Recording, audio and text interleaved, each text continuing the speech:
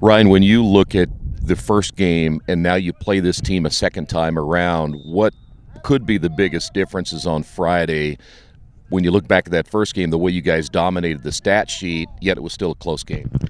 We've had, in the first game, we had actually a few kids injured, weren't playing. This week, everybody's back. We just kind of follow our usual game plan. And like I said, we feel that we're healthy all the way around. So I think we'll be at full strength. It seems like to me both teams had a little bit of they didn't have as, certainly there's some different personnel for them as well. How do you anticipate that'll play into this game? They've changed a few players from and some key positions from the last time we played, and so we just watch a lot of film, see what we can pick up from that, and again, we just make our game plan from what we think we can do best against what we think they're weak at.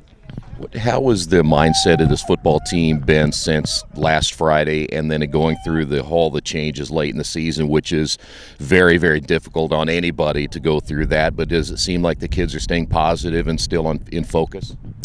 Yeah, I think our focus has been a little off the past 2 weeks. You know, we're young coaches and high school kids, and when you change our routine a little bit, things are going to get affected. But we think we've transitioned enough in 2 weeks. We should be back. That was our message yesterday. It's like playtime's over. It's time to get back to work and focus a little bit. And that's what our week plan is, and our mentality has been in meetings yesterday. It was just focus, focus, focus. Let's go back to Winchester for a moment. You play a team a second time around. They always say it's very difficult to beat a team a second time around. What do you anticipate they might try to do differently this time as opposed to the first game? Well, based on our game plan, last time we thought they would their defense was set up in certain spots based on what we do, and try to stop certain plays. And so this week, it's you're hoping they do the same thing, but you're also planning for what if. And if they play a few teams that have the same formations that we do, and so we're trying to again you game plan off of that, and then got to be ready to adjust. When I saw them up at Ball State, I thought they were a better football team than their record indicated. And again, that may be back to the personnel thing. Are they better than what they show when they come in Friday night? Yeah, they've had something click a few weeks ago, and they're putting points on the board like crazy.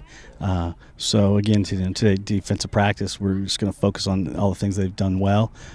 Try to stop those, but also stay within our strengths and what we can do. Try to put kids in the right spot.